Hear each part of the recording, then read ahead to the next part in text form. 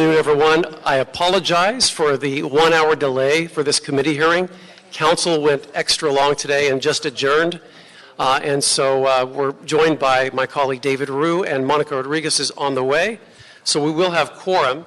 So at this time, what I'd like to do is we'll take all comment cards for multiple items, and we'll do general public comment later in the agenda. So I want to welcome everyone to the Homelessness and Poverty Committee, the regularly scheduled meeting.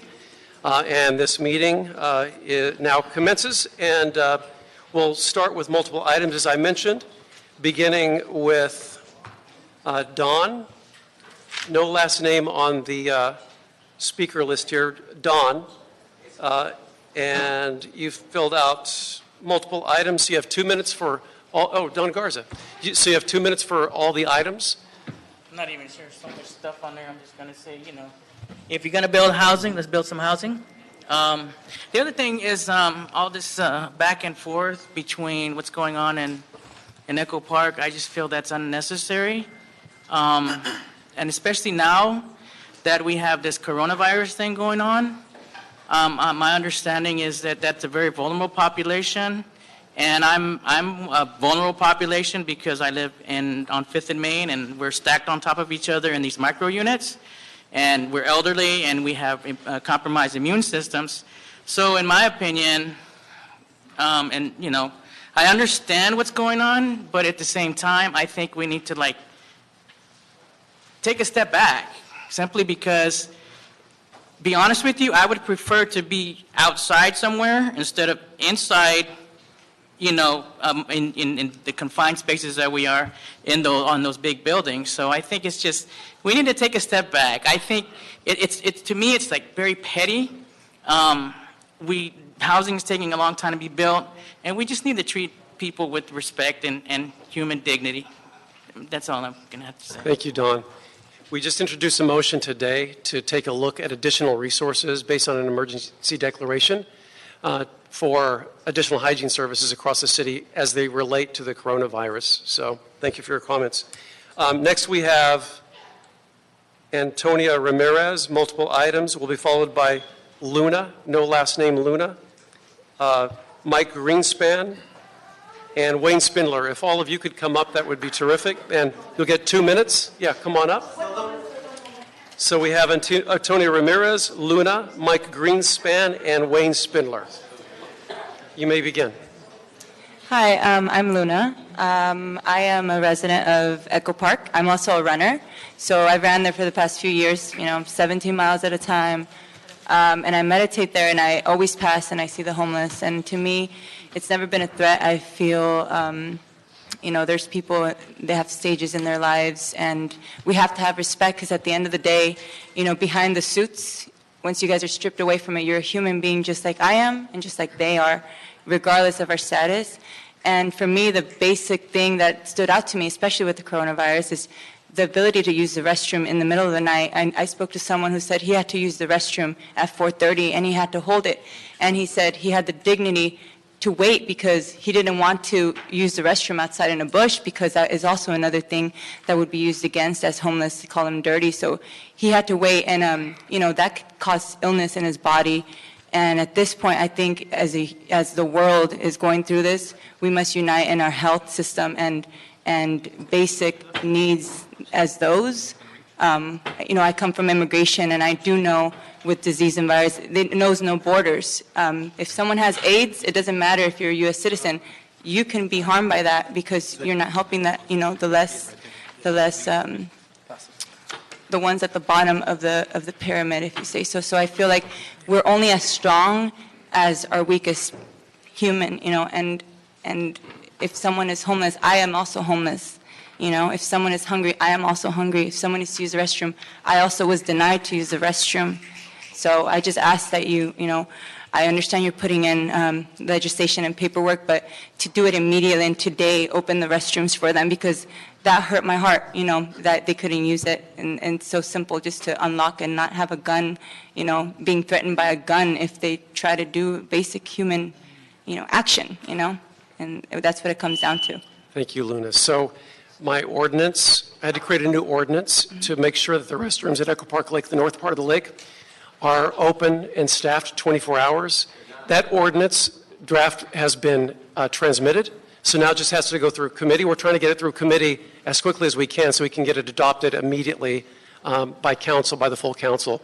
Usually it takes months to create a new ordinance, but we think we'll have a pretty quick turnaround, and we'll be able to have those restrooms officially open 24 hours a day at North Echo Park Lake. So thank you for your comments, and I agree. That's what we need to do, and that's why we're going to do that. Thank you. We have Antonio Ramirez. Yes. Thank you. Ladies and gentlemen, the Director Phil Insell of Los Angeles County Homeless Association, I hope you know what you're going to be facing. Phil Insell, I hope you're not a butt kisser. I hope you can face and tackle the most controversial of the most controversial items, because what we face out there in Los Angeles on the streets being homeless is ugly, filthy, nasty, and downright racial hatred. Because really, case in point, we're getting the Skid Row niggers coming in from Skid Row to steal from the homeless Latina women. It is ugly. It is filthy. They come and beat us up. They get things all day and all night, food, everything that they have need of in Skid Row. Yet they come at night and they rob us. And I have to chase many of them and say, get the fuck away, you goddamn nigger. Get the fuck away. And many of the Latino women start crying and asking, Jesus, help us, Jesus, help us. And they cry in Spanish for mercy. And having said that, number 2, number 3, and number 4, and number 6, I would hope, number 5, I would hope that all these apartment units are being housed first and foremost with military veterans and with law-abiding citizens. And number 6, ladies and gentlemen, Poverty Prevention Summit, you need to do more than just fix a meeting. We've been at meetings how many years now? And goddamn Eric Garcetti and his matzo ball crony, Mike Fewer, they have done nothing but help it bury us alive, including our military veterans. Truly, it is shameful. And if you think you are immune from the diseases that are going to break out, you're sadly mistaken, because it's going to get you sooner or later. We're all going to perish. So again, poverty, prevention, and homelessness needs to be cured right away. Stop the crimes against women, the homeless women. Stop the goddamn crimes. I don't care who the fuck you are. Stop hurting, attacking, and robbing us. We don't have anything on the streets. Leave us alone, but we need toilets, we need showers and washers and dryers, and a place to rest and call home. God bless America and Donald Trump. Mike Greenspan, followed by Wayne Spindler, followed by Ayman Ahmed, and then Devon Brown. And Ms. Luna, you can take a seat because someone is going to come up here for public comment. Thank you. Mike Greenspan, anyone but Wesson. Oh, by the way, his son, Donnie, is homeless, so he's really done a great job of solving the homeless problem. Now, Phil Insell, if I had known this, I would have brought my son. I got a Rolls Royce Phil, but I didn't know in time, so I guess I'll have to bring it next time. Yes, folks, Phil has a silver Phantom Rolls Royce. I wonder if money that should be going to homeless support services isn't going to Phil Ansell's silver Phantom Rolls Royce. Hey, I've been homeless in a Cadillac before. It sleeps too. Maybe some people could sleep in Phil Ansell's Rolls Royce. Now, I was never in favor of Measure HHH. I've always nicknamed it Ha Ha Ha, because I just knew that that money would get misused. Now, we're talking about opening up bathrooms all night. That's a good idea. I just hope your bathrooms are at the standard that I remember in outside Cumming, Georgia, a place called Central Park. And the first thing when I visited, it was a newly built park in 2002. I visited there in 2003, and the park director said, check out the bathrooms. I'm sure nobody in LA, none of you members of the council or any of the park directors at any park would say, check out the bathrooms. But that's what they said at Central Park, outside Cumming, Georgia, in Forsyth County. So just to let you know what your standard should be on bathrooms, it should be something that you would be proud of. After all, in case you didn't realize, it's our tax money going into it. But people like Paul Koretz believes money grows on trees. Maybe his district, you go pick the money off the trees. But in reality, it does not happen. I forgot to bring the gloves. Now, Okay, Mr. Greenspan, that's your 2 minutes. Okay. You'll be invited back for 1 minute of public comment. Okay. Thank you. All right, so we have Iman Ahmed, followed by Devon Brown, will be followed by Karina Howell. So you're welcome to have a seat, Karina. And please. Yes, hello. My name is Iman Ahmed, and I'm an unhoused resident at Echo Park. And I'd like to say that it's good to finally meet you, Mitch. It'd be nice if this was done privately, in the same way that you gave the apartment building next to us the courtesy of, meeting them twice. We have sent you 2 letters. We have come formally. We have asked you many times, gone through all the channels, and yet we've even had potlucks, picnics, where the community, upwards of 60 people, housed and unhoused, ranging in economic status, came out because they know the truth. That community is larger than the finances you have or what you have in your bank. So they came out to meet with us, talk with us, play with us, laugh with us, and try to find solutions, but here we are talking to you across a panel. Okay, I have to say, speak to one of the items that you filled out a comment card for. Okay, then, but okay. Speaking to you. Okay, Speaking to you. That's straight. I don't remember when Skid Row niggas was one of the public comments, but that's fair. I just want to say, Mitch, that if you want to keep it to the public comments, why is there a gun now where I used to use the bathroom? And why can I not use the bathroom in the morning? When Luna, a very brave fellow warrior and guy, came up to speak, she mentioned someone having to hold in. We all take morning poos, okay? I had to hold that for an hour and a half.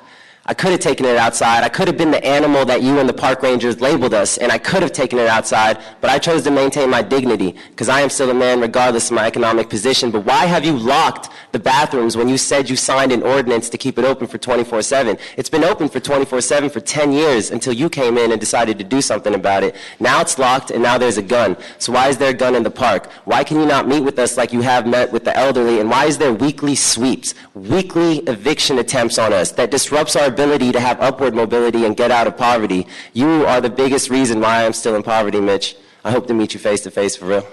Okay, Devon Brown will be followed by Karina Howell, followed by Jed Perriott, and followed by Terrence. Yeah, Mitch, loaded guns and locked bathrooms. You say you call help, and all of that stuff that you notions you put on board is loaded guns and locked bathrooms. There's one night I had to use the bathroom also, and the doors was locked. You shaking your head, but I don't think you hear me. You probably was in the Bahamas dancing and stuff. That's why you can't come meet us at Echo Park.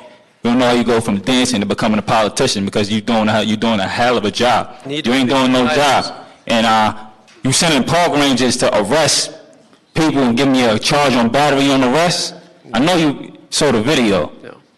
No. No one. All you gotta do is come show your face. Somebody could get hurt. Somebody could get killed down there just because you running away from this international problem. You shaking your head. You know it's the truth.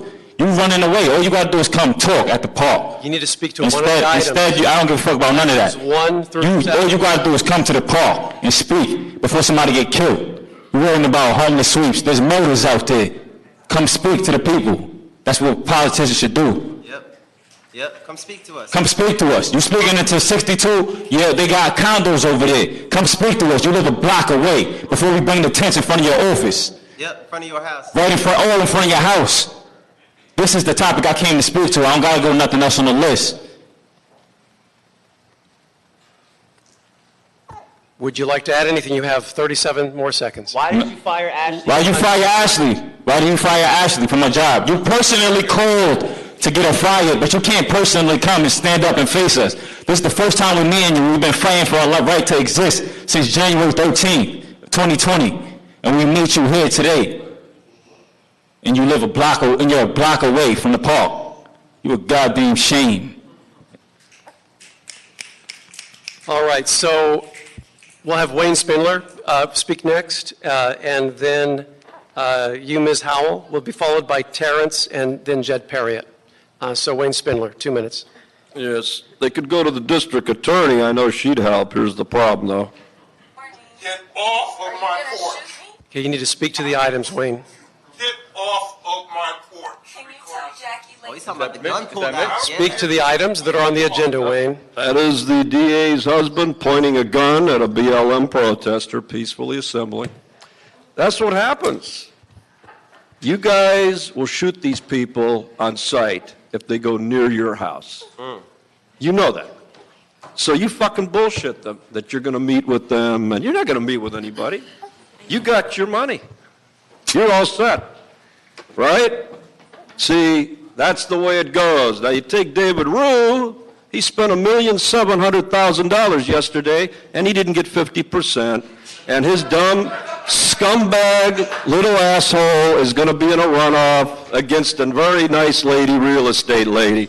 And and the reason why is because he's a fucking fuck up. That's why he's there. Now, you take Monica, now Monica's slick. You got to stick to the items. See, no, I don't. You are the items. This item. Now, Okay. you know what? Talk about Skid Row, make it You are the items. Hey, You hold keep on. talking. Hold his time, please. Hold his time.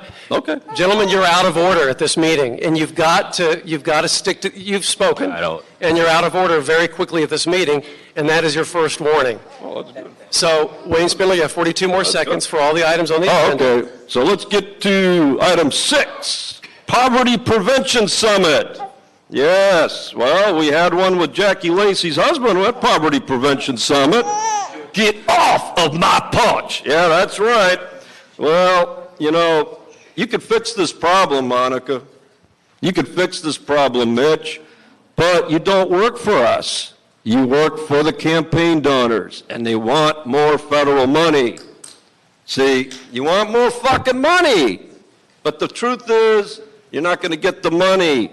So, bye-bye, David Rue. Bye-bye, bitch. Bye-bye.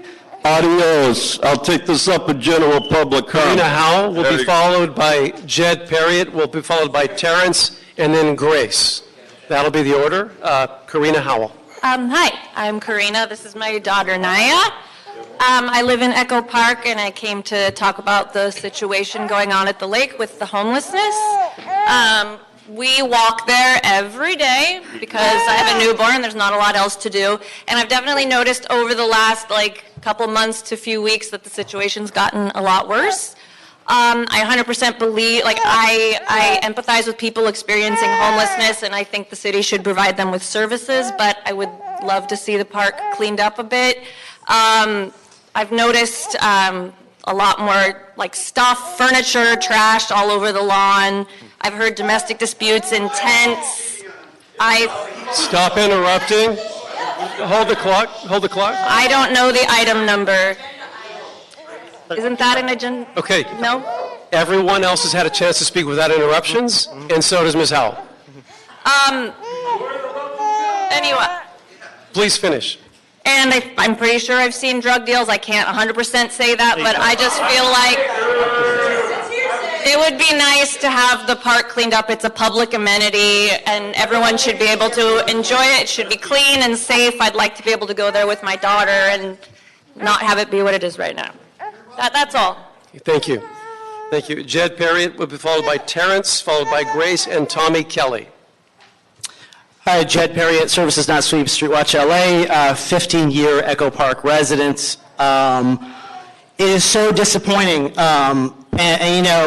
We hear a lot of mothers and fathers who actually say they feel, I've heard them, more safe at the encampment than they do at the bathrooms right now because there's a man with a gun at the bathrooms during the day.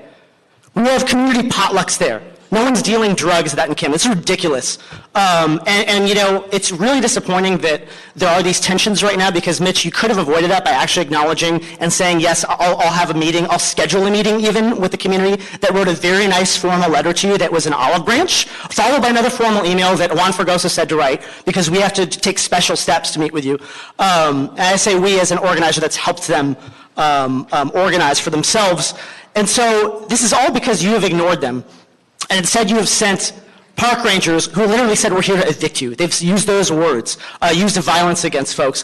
We all want the park to be clean. We all want Echo Park Lake to not have trash on it. The folks there actually keep it clean and would like it if there was trash pickup occasionally, but not a park ranger holding his baton up and screaming, get down on the ground, because you were mad that they threw out your laundry basket.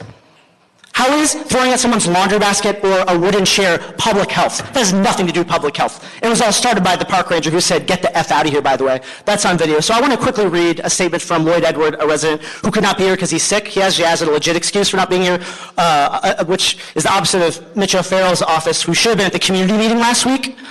He was not there, which was really unfortunate. The community turned out, but you didn't. My name is Lloyd Edward. I'm an unhoused constituent. I'm disappointed to see all the efforts that we have put to meet with our councilman has not even gotten acknowledgement. 3 weeks since our last attempt, no response, and things have escalated. At the park, restrooms are closed, and there was a gun. We hear that a shelter's being built to increase, just to increase law enforcement encampment. All right. Where's the good faith? Terrence, nothing about us without us. Thank you. Terrence will be followed by Grace, followed by Tommy Kelly, and then Sabrina Johnson. Hello, my name is Terrence Wright. I'm homeless at Echo Park. Mitchell Farrell, I have one question to ask you. How does it feel to strip away civil liberties by putting guns at public parks? Speak to the items. That's what this is for. Items Okay, 1 through 7. So what I'm going to get at here is how does it feel to strip an individual like myself my liberties to be a human being and be able to protect myself and put it in the hands of a man whose folly would ultimately end in somebody else's? Why is there a gun? Why are the bathrooms locked? Yeah, why is there a gun there, period? Not a two-way conversation. Just stick to the items, and you have 1 minute and 16 seconds. Unless Why has you want to comment on, then it is. Yeah, why haven't That was I disruption. why haven't I That was been disruption. individually, as an American citizen, been known about any of this that's been happening? Like, why is there a gun where why I have to use the facilities? Why does anybody have to worry about that happening? Because where I live, that doesn't happen. We can handle our own problems. I don't need a gun to make sure that things don't escalate. I don't need a gun to make sure that somebody gets dealt with. You understand? I don't need a gun to make sure that my point will get across, like what I'm doing right now. I don't need to threaten anybody in here with one to make sure that my point gets across. All right? So it doesn't make any sense that the bathrooms will be locked and there'll be guns there. I understand that there's graffiti, but that also brings jobs so people can paint over that. All right? So remove the gun. Yeah. Okay. So stop bullshitting. Grace, followed by Tommy Kelly, followed by Sabrina Johnson, and then Adam Smith. My name is Grace. I live in Echo Park. I've lived in Echo Park for about 5 years. Similar to what Luna was saying, I feel safe there. I've always felt safe there. The scariest thing that I've seen in the park was the video footage of Devon being arrested. It was terrifying. It made me cry. He didn't do anything wrong. We're still confused why the arrest happened. He wasn't violent. He didn't threaten anyone. These people have tried to have their voices heard, so I understand your preference of sticking to an agenda, but when there's not a two-way communication where these people are being asked what their needs are and what they need to be said, they don't have the luxury to wait for that agenda item. They have to come to these meetings to speak their voices, and it's unfortunate that we all have to come here downtown when your office is a block away from where they live. And so if we could just have more communication like they've asked, peacefully and in a frustrated way too, and I would be frustrated as well. I think people like me, we get mad when something goes wrong in a restaurant that we didn't want. These people are being harassed every day just for trying to live. They're waiting for housing, or they're not able to go to shelters for various reasons, shelters that are maybe not sanitary, maybe not safe. So they're taken to the street or taken to a park to live in a tent, which no one prefers.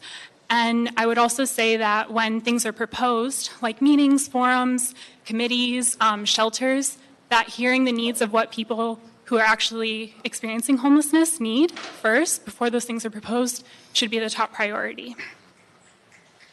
Thank you. Tommy Kelly, followed by Sabrina Johnson, will be followed by Adam Smith, and then David Quattrochi. Hey, I'm going to try to speak up this time so you can hear me. Mitch, the only thing that you've done with respect to Echo Park, just so everybody in this room knows what Mitch has done, he passed a motion to get $560,000 used for basic hygiene needs at the lake. And what does that mean to you, Mitch? Does that mean closing the bathrooms? Mitch, you fucked everything up. The bathrooms are open. The only thing you've managed to do is make it worse. And you use an excuse like, oh, I'm helping, here's a bunch of money to funnel into armed guards, as an excuse to, and then lie to everybody as if I'm I'm providing hygiene services. So just so everyone knows, when Mitch says he's providing hygiene services, he's acting in bad faith. He's fucking lying to you. It's bullshit. He has funneled that money into armed guards. He has closed the bathrooms at the same time that he said he is opening the bathrooms.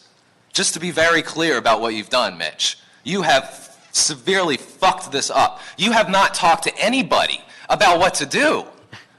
These people here have been trying to meet with you for months, and yet your staff just completely ignores them, like lying to other people in the community. Oh, they haven't tried to reach out to us and meet.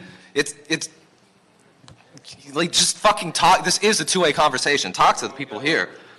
Unlock the bathrooms, remove the armed guards. It's very simple. Just, if you want to do your job as a member of the Homelessness and Poverty Committee, you have to interact with unhoused people. You cannot only talk to people that live in houses and then pretend as if you're helping. You want to solve homelessness, but you want to solve it for rich, housed people. You don't want to solve homelessness for homeless people. Sabrina Johnson, followed by Adam Smith, followed by David Quattrochi, and then Johnny Coleman. Oh, sorry, I've been here all day. So I'll stick to the items. Item number 6, innovative solutions to alleviate poverty. Oh, hi, David. Missed you at Hyperion Public last night. Don't worry, there'll be another one. Yeah, innovative solutions to alleviate poverty. I have some. Number 1, give everyone a home. Your constituents, particularly like that lady who gave comment about not feeling comfortable walking her baby through Echo Park, they don't want to see tents. We happen to have a whole lot of vacant luxury apartments, so I feel like the city could probably shell out some money to put people up in those. Just a suggestion. Number 2, stop throwing out people's shit. IDs, prescriptions, medical devices, those things are pretty expensive to replace, so I feel like you could take a big monetary burden off of people if you just stop throwing their shit out. Okay, yeah, item number 8, measurable goals and losses strategy. Number 1, give everyone a home. Wait a second. Yeah, no, that's the same. Give everyone a home. Pretty easy to measure. Does everybody have a place to stay or not? You probably just ask. And then number 2, damn, these are really similar. Stop throwing people's shit out. Huh. Yeah, instead of measuring how much tonnage is confiscated in encampment sweeps, maybe just fucking don't. Like, if you're looking for things that should and shouldn't be measured, like, that's not a thing. And that was it. Yeah, no, that was it. Adam Smith, you have item number 12 only. Item 12, so that's 1 minute for item 12. 1 minute for item 12. All right. Councilmember Rue, were you scrolling through the election results? Because they're not getting any better, pal. I'm also a parent. I don't have a newborn anymore. My daughter turned 5 last week, and my son will be 4 in May. And they spend a lot of time around houseless folks, around encampments. What I don't like is when they spend time around guns. So I feel very unsafe for my kids now in Echo Park Lake when there's an armed guard. I think it's worth saying that in a city where the black population is now under 9%, but the houseless black population is over 50%, and where uses of force are, by the LAPD, are 1/3 used against houseless people, that is racial terror, and that's what you are have your hand in Echo Park Lake. Yeah, number 12 is you're trying to build a homeless navigation center using Triple H funds attached to a fucking police department down the street from a jail they just reopened in the harbor. David Quattrochi, followed by Johnny Coleman, followed by Mark, no last name given, followed by Peggy Lee Kennedy. If you could all step forward. Okay, I'm David. I'm repping Street Watch, one of the groups that gives you free reports on what's going on out here every time you have one of these meetings. I spent 2 years monitoring the El Pueblo shelter out here. I'm here emphatically to lift up the voices of people who live at Echo Park, who live out here in downtown. I'm a house resident of your district, Mitch. The other things that they've brought up around these encampments here that they're also dealing with, sexual assault in the should I wait while you two have a conversation? Hey, I came all the way to here to talk to you. Fucking listen. All right. Tents have been firebombed out here. Residents are saddled with tickets for not being able to move their stuff. They have sciatic nerve damage, Parkinson's, cancer. These are people that you're made to move every week. They can't lift all of their belongings, which you take care of them by stealing them, their meds. I can't bring a baby up here. I can't bring up 2 people that I know on the street watch beat that have died in your district, Mitch, Lee and Shanna. I can't get that emotional appeal up here. These are because of your policies. The people who are blaming it on you are for real. You are killing people. These are people out here who can't just mosey on and grab their tents and move them at the whim of these signs that you don't give 24 hours, you don't give 48 hours. You're literally killing people. I want you all to think about this as you go away, and the groups that are repped in here that go witness this shit, who come in and tell you this is very real. I know that you can't take it seriously, but try to start getting the idea here. The people out in Echo Park Lake, you arrested someone, you've had someone fired, you're fucking people's lives up. Please take it seriously. Johnny Coleman, you have 1 minute for item number 1. 1 minute for item number 1, followed by Mark, Peggy Lee Kennedy, and then Samantha Curley. I'm Johnny, representing No Olympics and Street Watch today. I'm not a constituent of yours, Mitch, but I spend so much time in your district volunteering for stuff that your office doesn't do that I might as well be.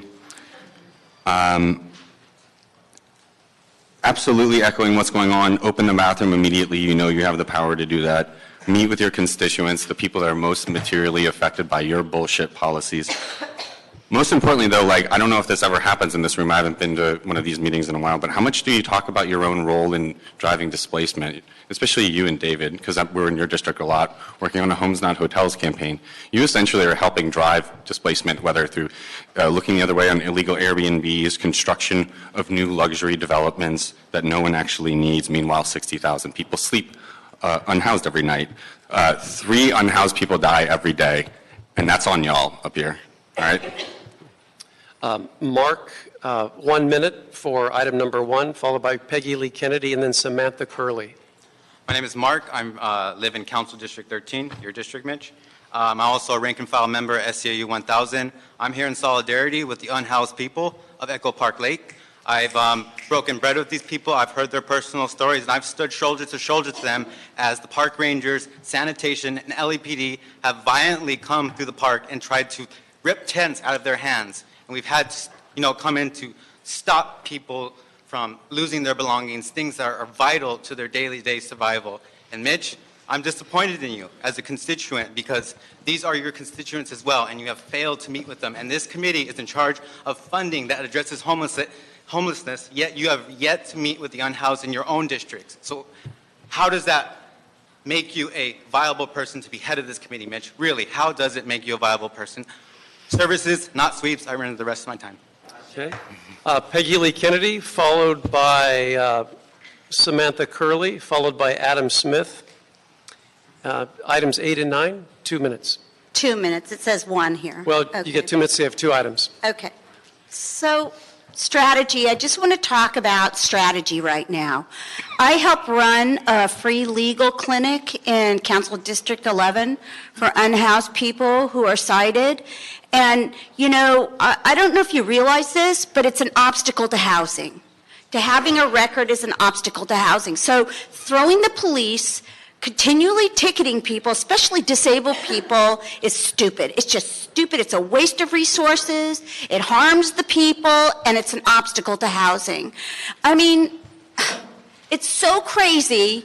On the day of one of our clinics, I recorded one of our clients being ticketed. She's very disabled. She's on the list to get in the bridge housing. She's currently in the bridge housing. She's now got 4 tickets. The cops come at the whim of the housed people, and they're there harassing her. She can't take her tent down. She's disabled. For God's sake, she'll just take the ticket. So, you have to think of where these people are, what you're throwing at them.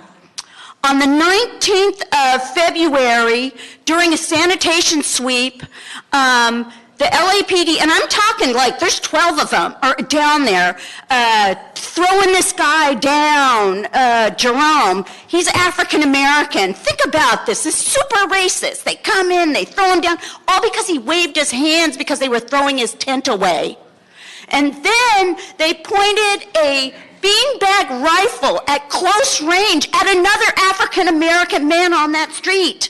It's crazy what you're doing here. It's not a good strategy. It's very expensive and it's harmful. And it's an obstacle to people getting housing.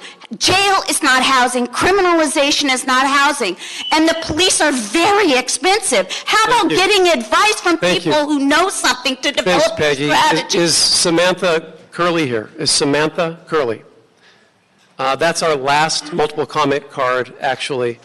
And so, Samantha Curley going once, twice? Okay, so next we'll hear Adam Smith for item 12 only. Adam Smith. He hasn't responded, so Adam Smith I don't believe is here. All right. So colleagues, what I'd like to do is take items 2, 3, 4, 5, 7, 8, 9, and 12 on consent, if there are no objections. Yes. Go ahead. Okay, no objections. So for items 3, 4, and 5, we'll note and file the HSID report and approve the CAO report without objections. That's items 3, 4, and 5. Seeing as there are no objections, that'll be the order. And then for item 2, I'd like to note and file the HSID report and approve the CAO report with the attached addendum. No objections? All right, so that'll be the order. That leaves us item 10 and 12. I'd like to go to item 10 and 12 and understand that the CAO has amendments. And we have Meg Barkley, I understand, who is going to present us the amendments to items 10 and 11. Item number 10, statutory exemption from the California Environmental Quality Act pursuant to Section 15269C and under Public Resources Code Section 21080.27 and 21080B4 as a specific action necessary to prevent or mitigate an emergency as set forth in the notice of exemption attached to the council file, and motion Kretz Blumenfield relative to approving funds in the amount of $566,665 to support the security deposit and leasing costs for the bridge housing facility at 1479 South La Cienega Boulevard for 9 months, and amendment to the city's contract with the Housing Community Investment Department to increase the compensation by $2,039,994 to support people assisting the homeless, also referred to Budget and Finance Committee. And item 11. Item 11, statutory exemption from the California Environmental Quality Act pursuant to Section 15269C and under Public Resources Code Section 21080.27 and 21080B4 as a specific action necessary to prevent or mitigate an emergency as set forth in the notice of exemption attached to the council file, and motion Price Weezar relative to approving funds in the amount of $305,555.56 to support the security deposit and leasing costs for the bridge housing facility at 4601 South Figueroa Street. This item also referred to Budget and Finance Committee. Thank you, sir. And you are not Meg Barkley. No. But you're going to report anyway. I will report on behalf of Meg. My name is Helene Rotolo. I am with the Office of the City Administrative Officer. For item 10, we have provided substitute language that changes the source of the loan to the General City Purposes Fund. This is to protect the reserve fund, and it also adjusts the contract authority language.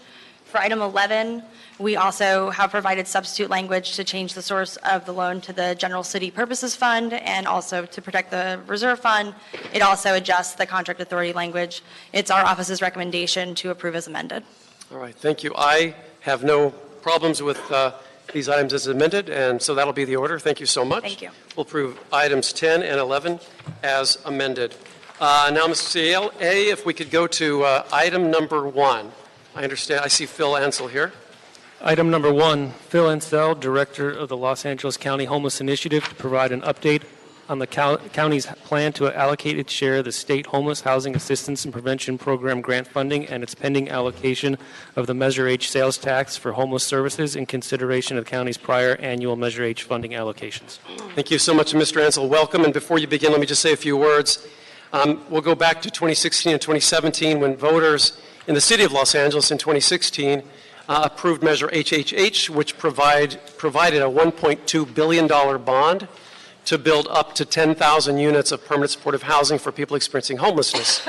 That has been a big success, and by the end of 2023 in Los Angeles, we'll have 7,400 of those units open, and with people living in them, housing up to 13,000 people at that time. So HHH has been a big success. It'll be more visible and much more apparent in the coming months and the next few years. And then in the spring of 2017, voters in the city and county approved Measure H for the services up to 10 years for people experiencing homelessness, either in the permanent supportive housing or the shelter system. And I'm so happy to have Mr. Ansell here to give us an update on how we're doing with Measure H funds and kind of give us the lay of the land on the expenditures and what services and projects Measure H funds are providing. And we want to make sure with Mr. Ansell in the county that our efforts, whether it's building housing or providing services, that we're in partnership and in lockstep to help solve this crisis of our day that knows no boundaries or borders. It doesn't matter if you're in the city of Los Angeles or one of the neighboring 88 cities. It's a challenge that we all face and confront directly. And so, Mr. Ansell, if you would please give us the lay of the land, and thank you so much for making time to come here late as council went very long today. So thank you. Mr. Chairman and members, thank you very much for the invitation. My name is Phil Insell. I'm the Director of Los Angeles County Homeless Initiative, and I have been since the Board of Supervisors created the Homeless Initiative in August of 2015. As specified on the agenda, I'll talk to you today about two issues. The allocation approved by the Board of Supervisors of the county share of the state Hap funding, which was approved as part of the current fiscal year 1920 state budget.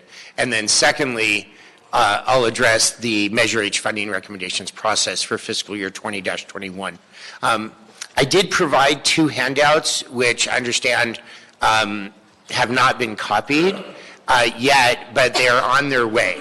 So I just wanted to let you know that they will be coming, and hopefully those will be helpful, but given the nature of my presentation, I believe it's fine to proceed in advance of having the documents. So with respect to the Hap funding, the Board of Supervisors has approved the use of the Hap funding, the county share of the Hap funding, which is a bit over $60 million total, roughly half of Los Angeles City's allocation and about the same as Los's allocation. And Phil, just for purposes in the room, could you explain what HAP stands for and when it was allocated from the state? Certainly. So HAP the acronym is HHAP, and it stands for the Homeless Housing Assistance Program. It's $650 million in one-time state general fund dollars included in the fiscal year 1920 state budget, allocated to the 13 big cities, the 58 counties, and the continuums of care, such as LAHSA throughout the state. The funding is essentially based on the most recent homeless point-in-time count data for each of those entities. And there is a broad scope of allowable uses. Most things that one could imagine doing to combat homelessness are allowable within HAP. So with respect to the county HAP funding, our Board of Supervisors has approved the funding in 5 categories.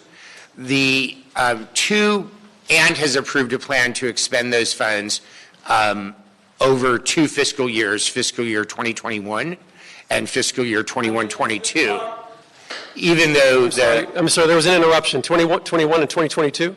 2021 and 21-22. Thank you. With funding in one of a small amount of funding in one of the 5 categories projected to be utilized in the current fiscal year 19-20. As we looked at the county HAP allocation, our primary driver is the fact that we have 2 categories of Measure H expenditures that will inherently grow in the coming fiscal years. And therefore, most of the county HAP funding is being allocated for those inherent growth areas.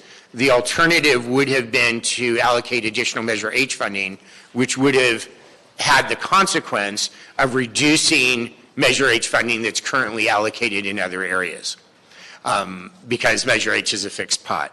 So the 2 areas, the 2 primary commitments of the county HAP funding are for services in permanent supportive housing and for interim housing operations. And I'll address each of those separately. With respect to permanent supportive housing, the county's commitment both to the City of Los Angeles and county-wide is to fund the cost of services, intensive case management services, landlord tenancy support services, and other related services, which along with a physical unit, either a dedicated unit in a project or a market rate or affordable unit in the community for tenant-based permanent supportive housing. In addition to the physical unit and the rental subsidy, the third leg of the PSH stool is services. So the county is committed to funding those service costs through the Department of Health Services, which contracts with a network of community-based providers. And with respect to the City of Los Angeles in particular, the county has executed a memorandum of understanding with the city and HACLA committing to fund the service costs for 10,000 new units of PSH that will be developed in the City of Los Angeles over the course of the decade since the execution of the MOU. As the chairman mentioned, the Triple H has been very successful, and in fact, the Triple H units will all be opened on a quicker schedule than was originally anticipated. As a result, the service cost to Measure H will grow more quickly than had originally been anticipated as a result of the city's success in being on a track to bring up those Triple H units more quickly. And Phil, the Measure H dollars are allocated annually, not all in one lump sum that we can just draw from when the need arises. It was actually designed to be allocated year by year over a 10-year period. Is that accurate or fairly accurate? Yeah, that's correct. The Measure H ordinance approved by the Board of Supervisors in December 2016 and then approved by the voters in March 2017. In fact, the 3-year anniversary will be this Saturday. Does require that the Board of Supervisors adopt an annual Measure H budget. So that's the first and largest commitment of county-administered HAP funds, is for services in new permanent supportive housing, principally but not exclusively funded through Triple H and, in many cases, other sources in the City of Los Angeles. The second area, the second largest area of county HAP funding is for interim housing. That is a combination of $7.5 million for interim housing capital for projects previously identified by each member of the Board of Supervisors as a portion of a $50 million county commitment to the interim housing capital funding pool, most of which has come from non-homeless specific funding sources. And then relatedly, the county HAP funding will be used for the operating costs for new interim housing that will open between now and June of 2022, where the county is funding the capital costs and is obligated to pay for the operating costs. Some of that interim housing is in the City of Los Angeles, some is elsewhere in the county.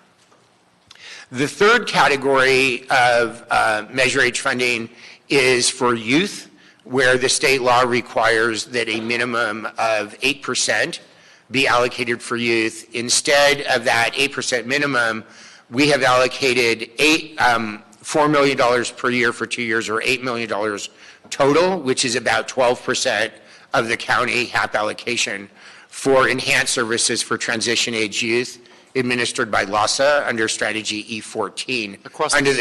I'm sorry, that's across the city and county. That's a county-wide allocation, correct. The Measure H funding and the county-administered Hap funding is allocated throughout the 8 service planning areas, and wherever it's reasonable to do so, that funding is allocated proportionate to the point-in-time count for the last 2 years in each of the service planning areas, so proportionate to need. In addition, the board directed us to ensure that another 4% of the county administered Hap funding go for youth out of the 2 categories I previously described, permanent supportive housing operations, services, and interim housing operations. And then finally, the county responded. Sorry, do you happen to have this in a chart? Yes, that was one of the It's on the handout. That was one of the handouts I provided to the staff, and because Maybe, of that. do we know if it's being copied somewhere? Oh, they're on their way. Okay, so yes, we'll get yes. that. I'm sorry. And then finally,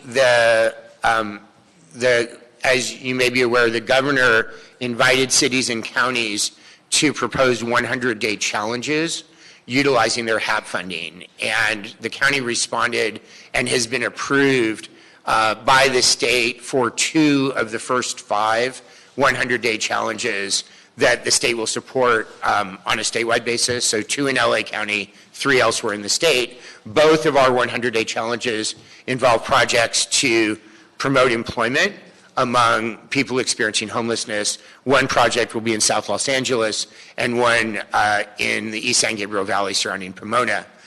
So a small amount of our Hap funding will go for those 2 projects, and the state will use its Hap funding to pay for the technical assistance costs. So we basically did not have the opportunity to consider new initiatives with the county Hap funding because it was basically required to sustain existing commitments and mitigate any curtailments that would have otherwise been required for activities like prevention, outreach, interim housing, and rapid rehousing that are currently funded through Measure H. Then if I could move on to the second topic, which is the Measure H funding recommendation process. Initially in 2017, shortly after voter approval of Measure H, at the direction of the Board of Supervisors, we convened a 50-member stakeholder process that was representative of the breadth of the countywide movement to prevent and combat homelessness. And that 50-member group included 2 representatives from the City of Los Angeles, Rushmore Cervantes, the Director of HCID, and Rich Llewellyn, the CAO. And that group came to a consensus set of recommendations to the Board of Supervisors, which the Board approved in June of 2017 for the first 3 years of Measure H, final recommendations for year 1, and tentative recommendations for year 2 and 3. We then, consistent with the Measure H ordinance, convened a process to update those tentative recommendations for year 2 and 3. We're currently in year 3 prior to each of those years and returned to the Board of Supervisors, and they approved the revised recommendations. So here we are now at the threshold of year 4 of Measure H, and we are implementing a funding recommendations process that the Board of Supervisors initially adopted last summer and recently revised per our recommendation. Initially, we intended and recommended to the board to undertake a second 3-year Measure H planning process with final recommendations for year 1 and tentative recommendations for year 2 and 3. However, as we moved into the process, we concluded that it would be more prudent to only address 1 year of Measure H funding, that is only fiscal year 2021, because Measure H does not exist in a vacuum. And therefore, it's important to have the best possible information about non-Measure H funding available to combat homelessness in making decisions about how to best allocate Measure H funding. And in particular, we are looking to the state's proposed modifications to the Medi-Cal program known as Cal-AIM. That is, the proposed modification of the Medi-Cal program is known as Cal-AIM and has the potential to draw in federal funding that could be matched with Measure H funding for certain services and activities that are currently funded 100% with Measure H. And then secondly, of course, is the prospect of an infusion of new state funding, which would also could be used for activities that are currently funded with Measure H. So, and then in addition, and for the same reason, we recommended to the board that we delay the time frame for finalizing those recommendations for board consideration. So instead of going to the board in June of this year, we'll be going to the board in September of this year for fiscal year 2021. And then on September 15th, the board will consider the recommendations, and at the end of September, those, whatever the board approves on September 15th, will be incorporated into the supplemental budget phase of the fiscal year 2021 state budget. To get to that September 15th date, we have conducted an extensive public planning process, including 8 policy summits that involved about 300 invited government and community experts on 8 different topics, and in collaboration with LASA, 8 listening sessions, 1 in each of the service planning areas, plus an online email process. Together, these processes generated several hundred pages of public input, which, along with 5 recently completed in-depth evaluations of the 7 most heavily funded Measure H strategies, prevention, outreach, interim housing, rapid rehousing, and permanent supportive housing. All of that information is being considered by our office and the lead county departments and LASA responsible for administering the Measure H funded strategies to come to a set of tentative fiscal year 2021 Measure H funding recommendations that we'll release on approximately June 20 for a period of public comment, including both written public comment and a public hearing process, which will then culminate in consideration by the Board of Supervisors on September 15th. I want to underscore the importance of the state budget process for this consideration around the utilization of Measure H funding. The chairman mentioned working in close alignment between the city and the county, and in fact, the city and the county, in collaboration with LASA, the United Way of Greater Los Angeles, the Corporation for Supportive Housing, and Housing California, are spearheading and officially co-sponsoring a state budget proposal for $2 billion in annual state funding for local government to combat homelessness.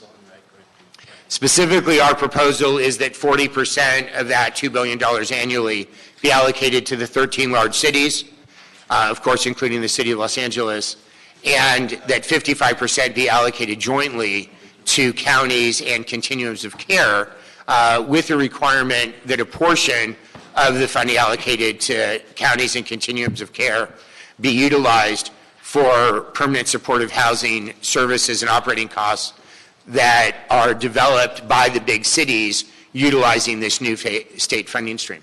Thank you, Mick.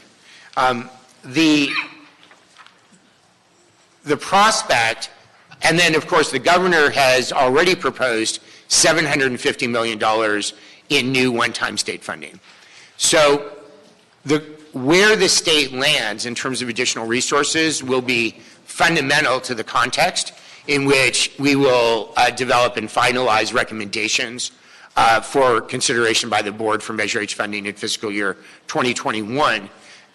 Additionally, I want to point out that our revised timeline reflects the fact that LASA anticipates releasing the 2020 point-in-time count results at the end of May, and our board strongly believes that the most recent available data should inform the annual decisions regarding the allocation of Measure H funding, so this modified timeline will make that possible. And then finally, I just want to underscore how important, in fact, the partnership is between the city and the county in Sacramento. I've been in Sacramento 3 times in February advocating in support of this proposal, side-by-side representatives of the city and the other partners whom I mentioned. And I can tell you that when members of the legislature and their staff and senior members of the administration met with us, and particularly the city, the county, and LASA together, the fact that we came with a single voice, with a joint proposal, was almost more important to them than the substance of our proposal. And in fact, it was our unity locally expressed and exemplified in Sacramento that has created a level of traction for this proposal that is really quite exceptional. And in fact, 2 days from now, Mayor Garcetti and Supervisor Ridley Thomas will join Assemblyman Miguel Santiago in a press conference in support of this proposal and the related legislation, AB 3300, by Assemblyman Santiago. So the two handouts that have been distributed, the first one, the landscape document, is the distribution of the county Hap funding as approved by the Board of Supervisors, and the second portrait document, which is a two-sided document, includes the revised and board-approved fiscal year 2021 Measure H funding recommendations process. If I might, I'd just like to clarify one thing before I entertain your questions. I drive a 2006 Toyota Scion, and the bumpers are both falling off. So I'm not sure where the rumor began that I drive a Rolls Royce, but I just wanted to clarify that for the record. Yeah. Thank you very much. I felt that was a rumor as well, and maybe by the end of the meeting, I'll dispel a lot of the rumor and innuendo that's been applied to me as well. Unfortunately, that happens a lot with the advent of social media. Just because someone says something doesn't mean it's true. And that's unfortunate, and that's a real downside to what should be a really great communication tool and a tool to engage in a conversation as opposed to a libel. That's unfortunate, but yeah, thank you, Phil. You certainly didn't owe us that explanation, but I figured you didn't drive a Rolls Royce around the city of Los Angeles.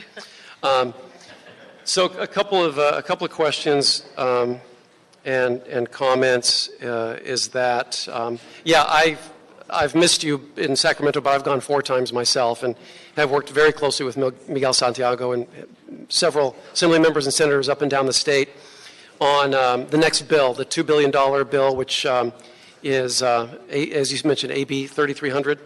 And I'm very proud of our collaboration on that between the county, the city, and the city council and my office.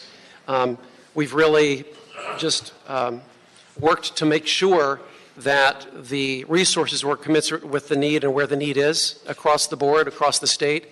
And we know that the county of Los Angeles has upwards of half of the population of homeless individuals in the state of California, and the city of Los Angeles has upwards of a quarter of the entire population of homeless folks in the state of California. So we know that those are some stark realities that we're dealing with, and then this latest point in time count will give us an update on those very sobering numbers as well. So just suffice it to say that everyone's really pulling in the right direction. And I personally am not so focused on how it all shakes out as long as the spending is commensurate with the need, right? That's what it's all about. And we know there are different ways to get to the original intent of Measure H. And colleagues, as you heard Phil just describe, it's so complex, and we're talking different committees, different funding streams, different years, and the allocations, et cetera, et cetera. It's a lot to keep your arms around. And I thank you for helping us understand that better. You're a real font of knowledge for the county supervisors, certainly, as well as the city of Los Angeles. So we appreciate that. A few quick questions before I open this up. In terms of services for our HHH projects, you know, we just recently opened one of the first ones in South Los Angeles.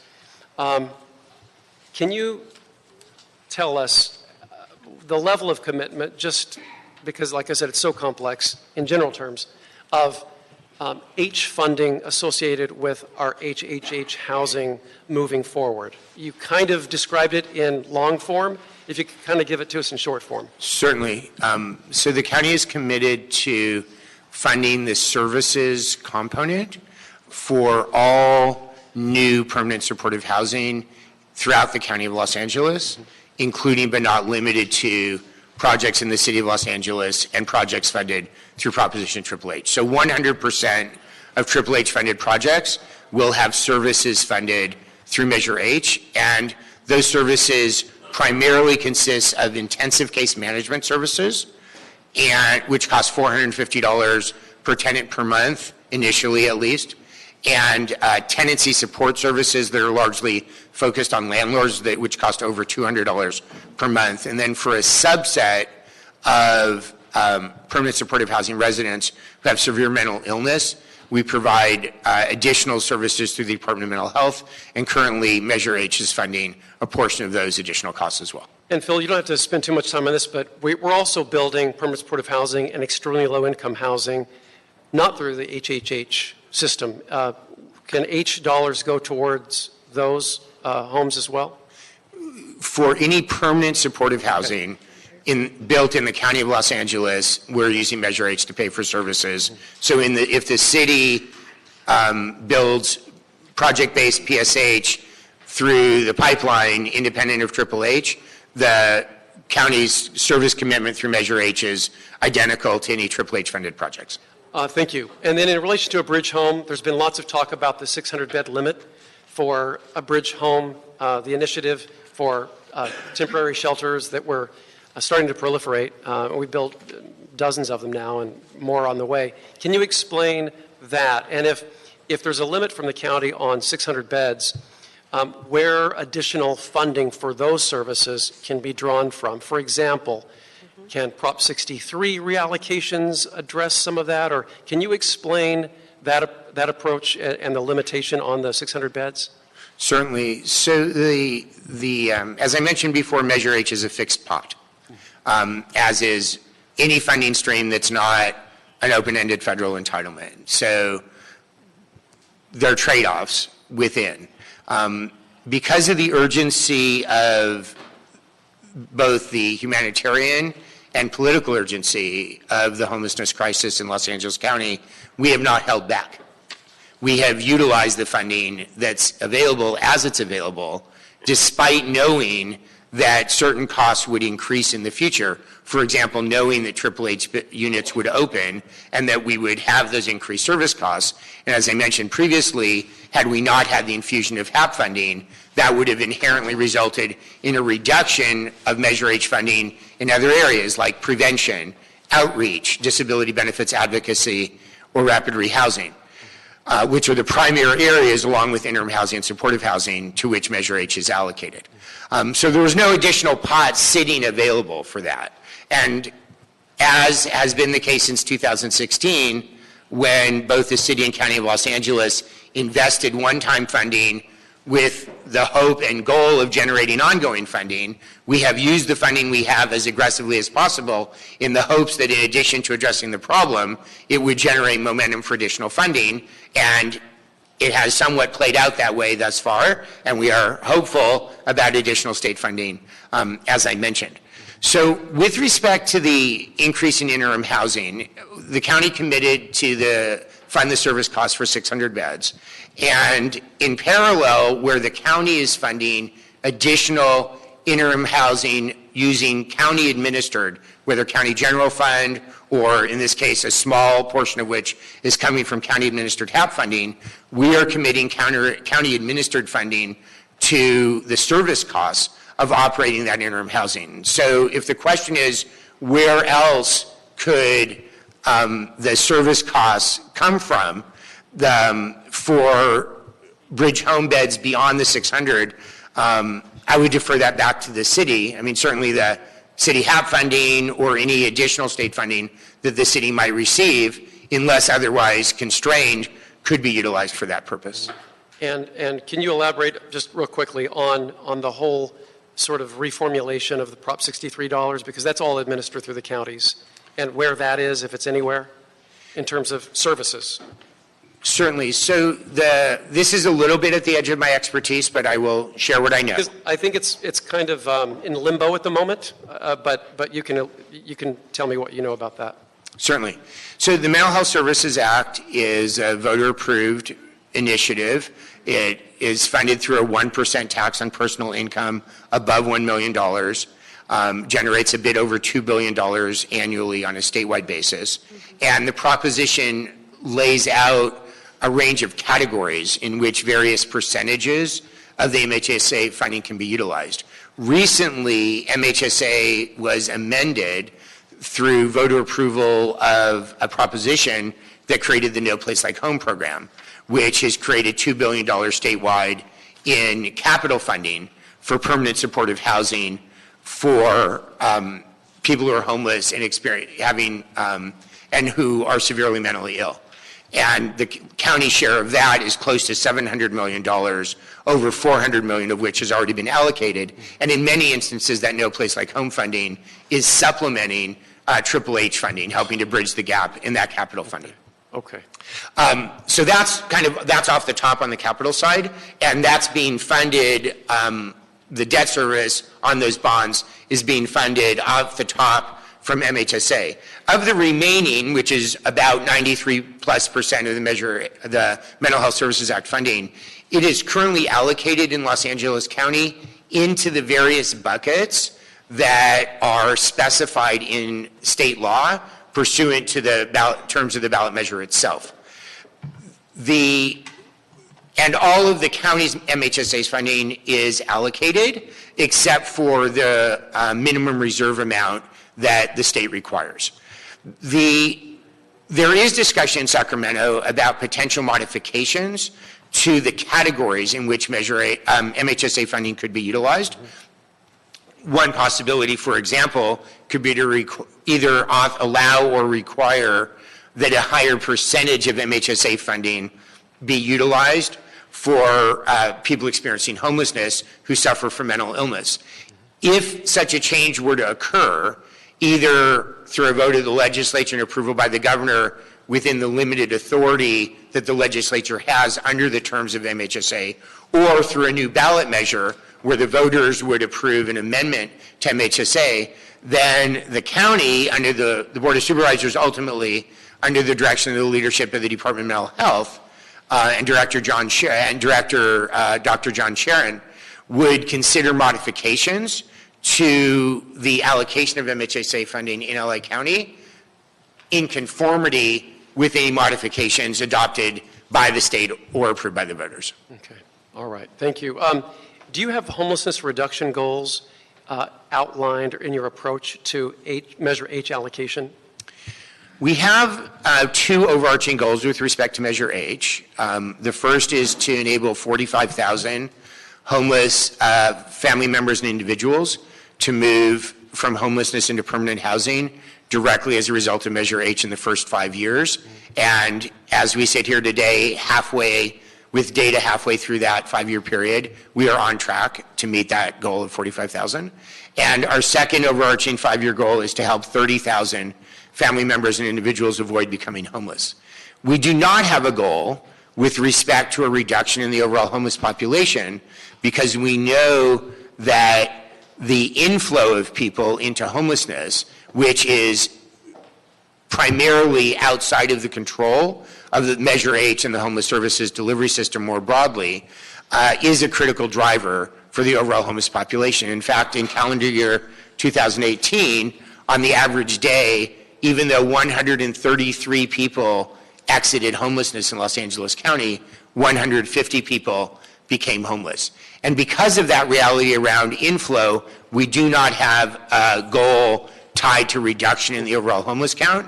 However, that said, we are extraordinarily committed to pursuing the local actions, and especially pursuing the state policy actions that can help reduce inflow, such as, for example, the enactment of AB 1482 in the last legislative session, which prohibited rent gouging and evictions absent just cause. Okay, thank you. I'm going to just ask one more question. The hour's very late, and we started late, so thanks for everyone's patience. Is the county engaged in incentivizing or pressuring other cities to build permanent supportive housing, either brand new or repurposing other buildings for the purpose of permanent supportive housing? Well, I'd like to answer the question in the context of our broader effort to collaborate with the other 87 cities in the county to prevent and combat homelessness. We have seen all 88 cities in the county as critical players in this movement, especially in relation to land use, because it is cities that control land use policy and make decisions on individual projects and zoning decisions and general plan decisions for the areas where 90% of LA County residents live.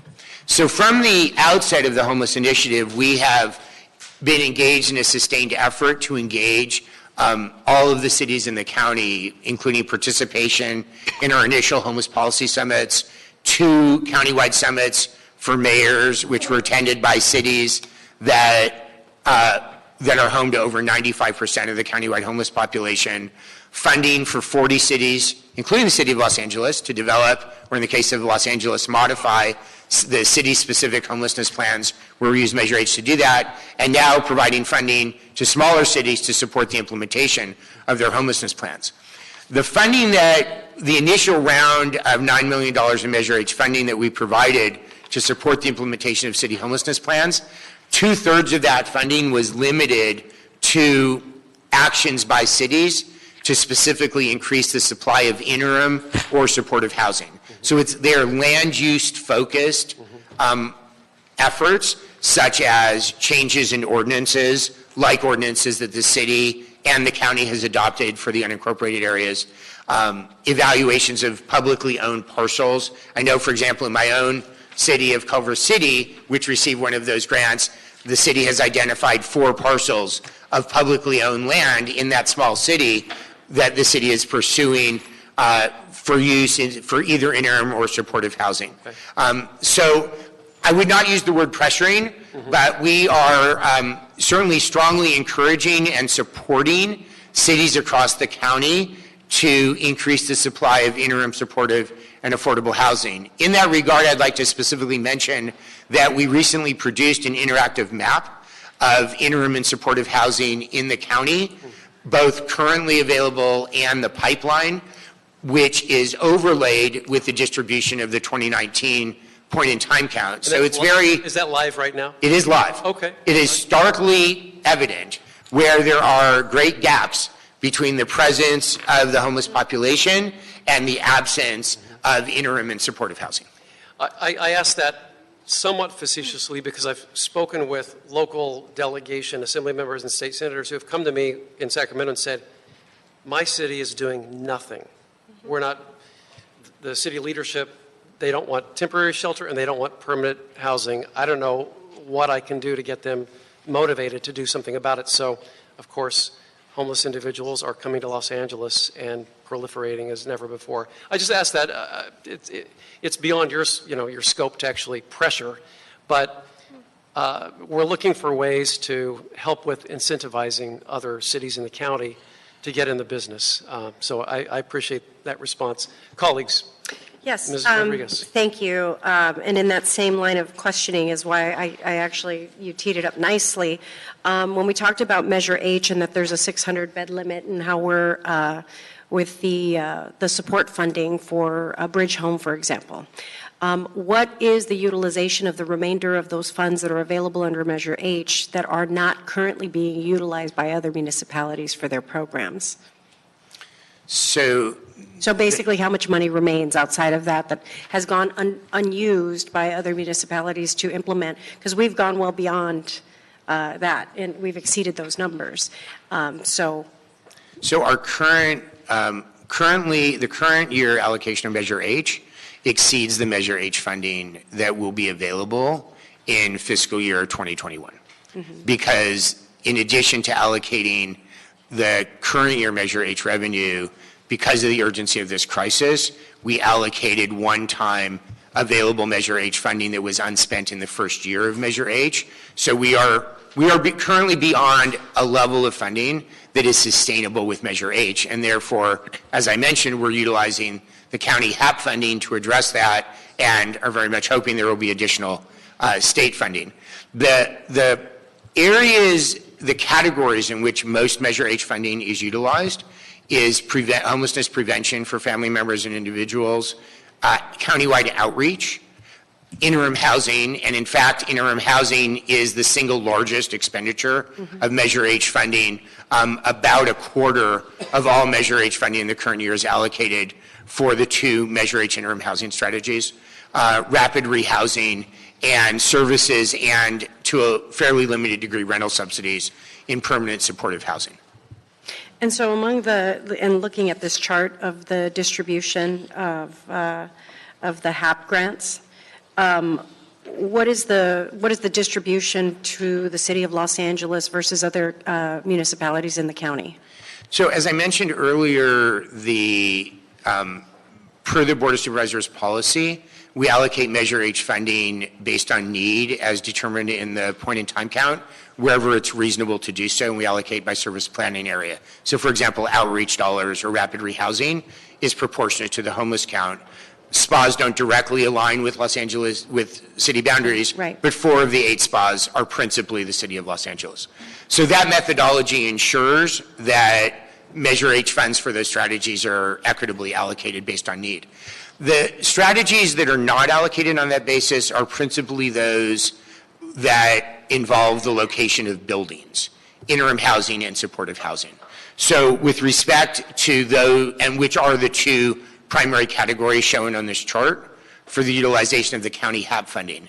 So as Councilman O'Farrell was alluding to previously, there's actually a disproportionate share of both interim housing and supportive housing in the city of Los Angeles. So that is, there's a higher percentage of the total interim and supportive housing in the county. I'm talking now project-based permanent supportive housing and then interim housing sites in the county. There's a higher percentage of those buildings in the city of LA than the homeless population in the city of LA. And therefore, looking at this new funding and the Measure H funding for interim housing and supportive housing, actually a disproportionate share goes to the city of Los Angeles because you have a disproportionate share of those buildings. But are the remaining funds that were allocated or made available to the other municipalities, so recognizing that we in fact we are providing these facilities for service, and we know that there are many other municipalities that are not providing those facilities and not offering maybe the scale of services that we are. What is the utilization of these resources that have been allocated for their use that are going currently unused? And so I guess I'm asking the question, what is the method of auditing and making sure that all of these dollars are actually functional and in use right now, and whatever is unutilized that would then afford us the opportunity to address, we're taking this head on.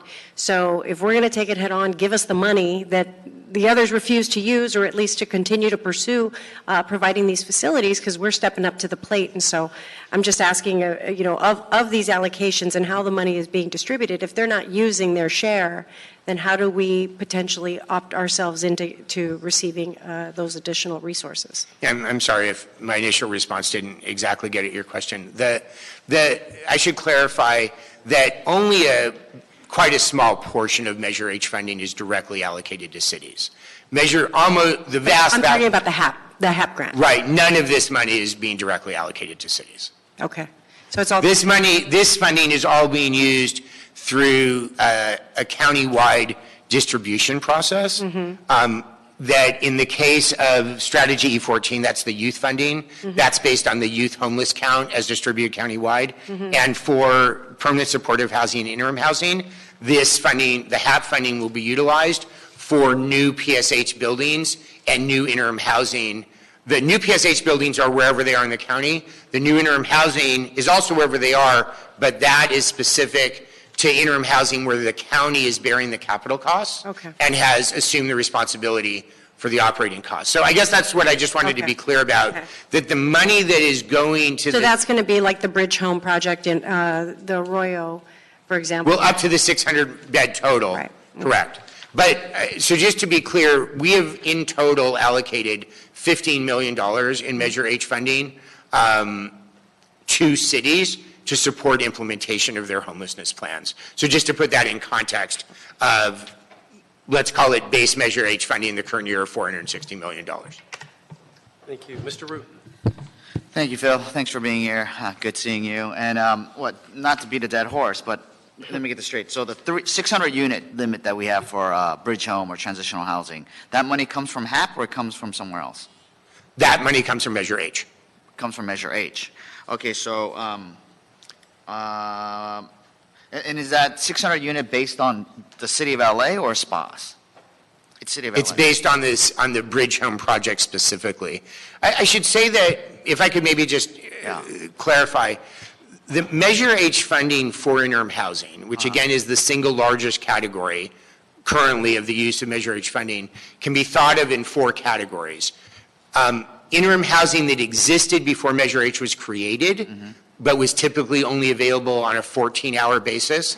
We've upgraded all of that to be available 24 hours with Measure H funds, with corresponding increases in the bed rates. So that's the first category. Secondly, LAHSA went through a procurement process, a request for proposals countywide that did not involve construction, that involved the operating costs for existing buildings, but buildings that were either not already being utilized for shelter or that were being utilized for shelter but had the physical space to add beds.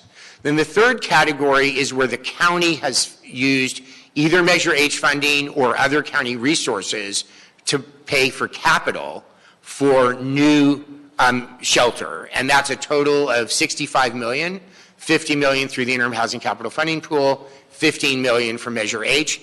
That's the third category.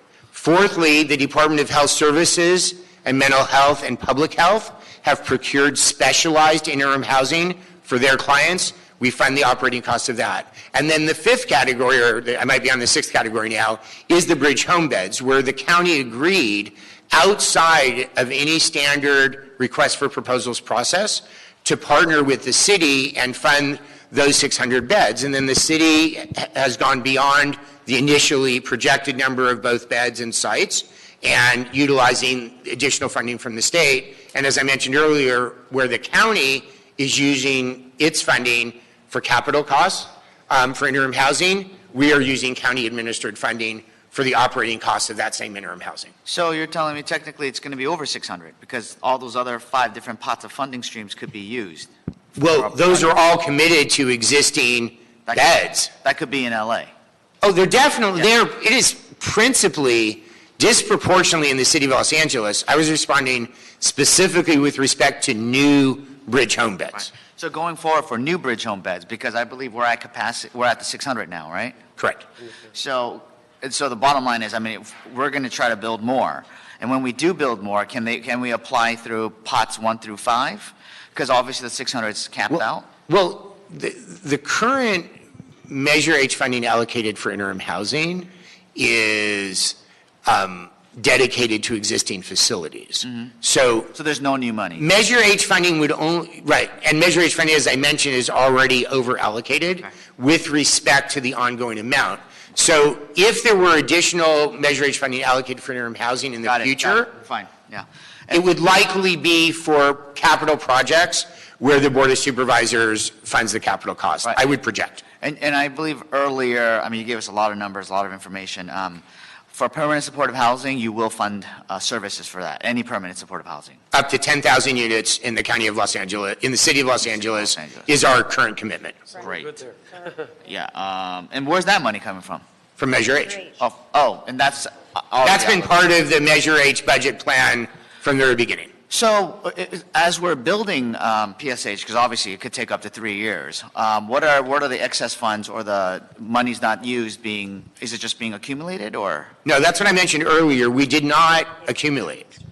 Because of the urgency of the need, we are spending. Okay. And if we did not have the infusion of state money, for example, if we didn't have HAP, we would have to pay for the PSH units that will open in 2021 and 21-22, we would have to reduce expenditures in other Measure H categories. Okay. That's why the key to this problem is growing the pot. Yeah, no. No, we're just trying to squeeze every penny because we're trying to build more here in LA, but we really appreciate your collaboration. I mean, because obviously we build the housing, we build the bridge housing, and we can't do this without your service dollars and your expertise. So we really appreciate your support. We're just trying to squeeze every penny out of it. But we're ready to build more. Yeah. We're ready to build more. If you find more money or allocate more money from the Board of Supervisors, we'll use it. I would say that, with all due respect, I think the prudent approach at this point would be to look at the capital and operating costs together and utilize whatever available funding there is to fund both sides, as the county is doing for any new interim housing where we are funding the capital costs. Yeah, fully agree with that, but at the same time, especially for permanent supportive housing, I mean, my comment was only interim housing, not for supportive housing. I'm sorry? Excuse me for interrupting, but the comment I just made was specific to interim housing. Oh, okay. For supportive housing, the county is committed up to 10,000 units to pay those service costs. Well, but what I was going to say was whether it's permanent supportive housing, which takes on average 3 years, and we're trying to cut down that 2-3 years, we're trying to cut down that time, and interim housing could still take 18 months. We're really banking on the fact, especially with Governor Newsom, committing more monies, because it takes so long to build. We don't want to wait till the monies get here, then start building, because then we're already a year and a half delayed. So we are banking on the fact that everyone's going to be working together, and maybe one day the feds will kick in. Maybe. Who never knows, right? Maybe. See what happens in November. Maybe, first thing next year, they'll kick in as well. So what we're doing is, what you're saying is actually true, fiscally prudent, but at the same time, we know the dollar is going to come out somewhere. So we're trying to build. Thanks. Thank you. Well, there's no action on this particular item. It's just a verbal report, and we thank you, Mr. Insell, for your presentation and answering these questions. So a very complicated issue, but what a wonderful position we're in to have these HAP dollars and the HEAP dollars, and then whatever the next state funding may be in the form of allocation for homes and services. And as I mentioned before, it's been and will continue to be terrific to partner with your office, county supervisors, mayor's office, on making sure that the city of Los Angeles gets its fair share, no matter how the money is divvied up or what pot it has to go through to deliver the services we need, as long as it's commensurate, and we'll be in good shape in that sense. So thank you so much for your time. Thank you very much. I look forward to continuing to advocate together in Sacramento. Appreciate it. Mr. Chair? Yes. Just for clarification for item 2, was it the intent of the committee to adopt the resolution that was attached to the March 3, 2020 CAO report? Mr. Villanueva, which item did you say? Item to the addendum to the CAO report. Item 2, you said? Yes. Yes. Approve items and 10 and 11. Wait. The answer is yes, I'm told. Thank you, sir. My mind is in a different space. Thank you. Thank you so much. Okay, that brings us to item 6, and we do have one comment card on item 6. If you could read the item, please. Item number 6, Housing Community Investment Department report relative to the Poverty Prevention Summit to identify innovative solutions to alleviate poverty. Thank you. And there is one comment, as I mentioned, and it's by B.E. 2 initials, B.E. Perhaps they spoke earlier. I'm not. Okay. All right. So seeing as there is no B.E. in the room, we'll move to the item. So please come on up, HCID, Housing Community Investment Department. Just as we're getting ready for this, when I became the chair of this committee about a little over a year ago now, we were in the middle of the process of getting the HHH dollars allocated, and of course this committee has finished that process 99.9%.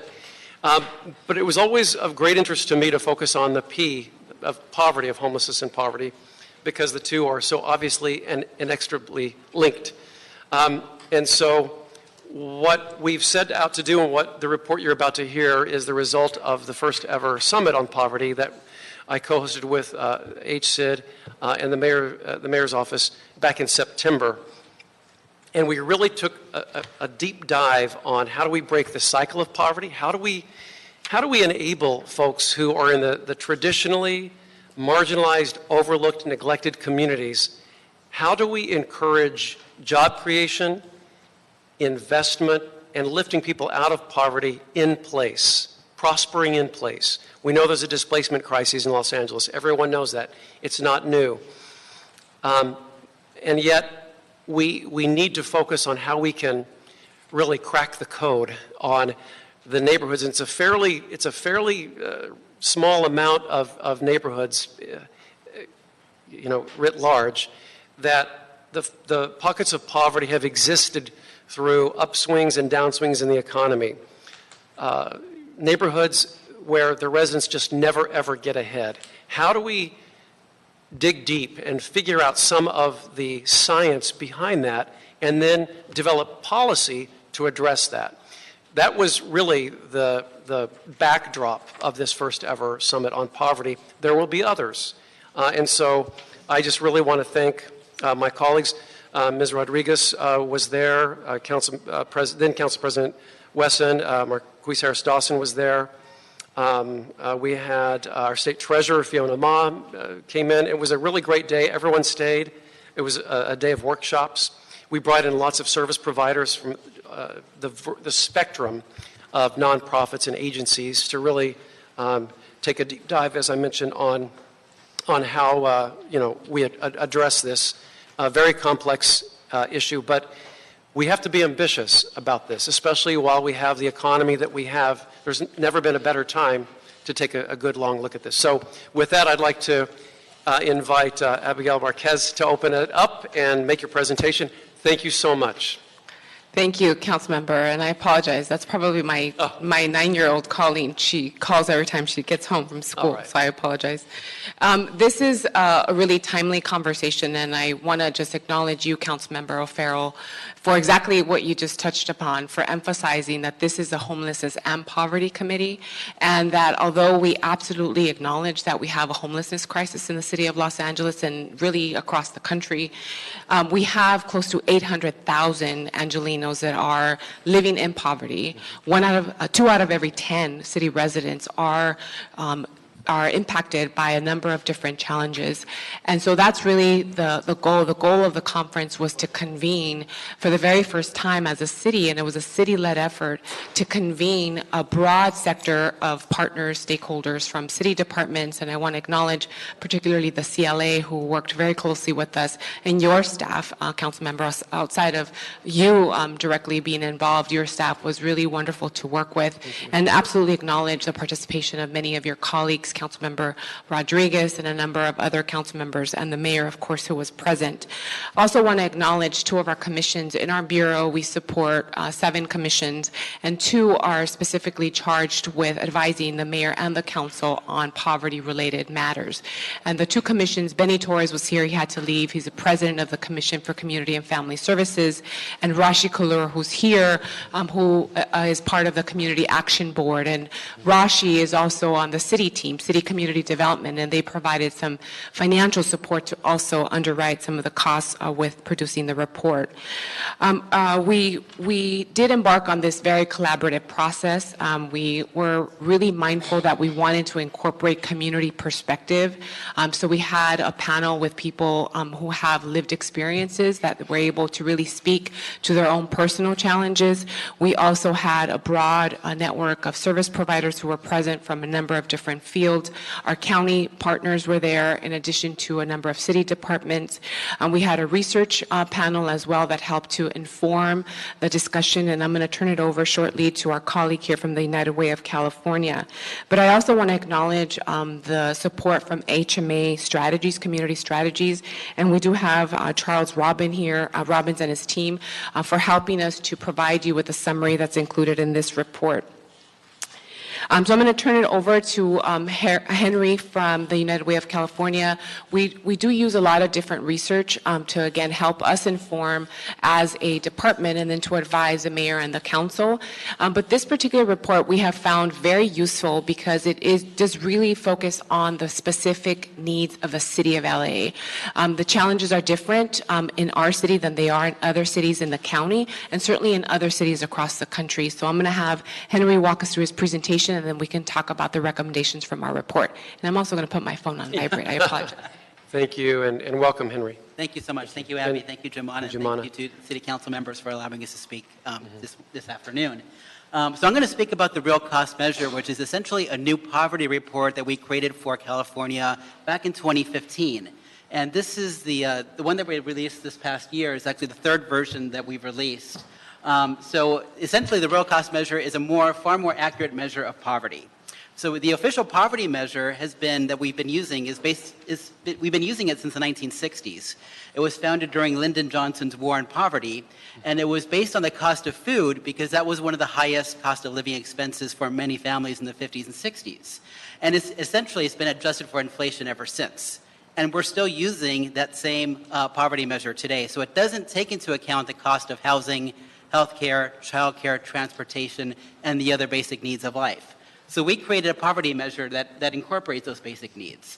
And the primary focus of the real cost measure is on working households throughout California, and that we find that up to 97% of families below the real cost measure who are struggling have at least one working adult. So these aren't families who are just looking to take advantage of public services that are available to them. They're hardworking. They often work 2 to 3 different part-time jobs, one full-time job at different wages.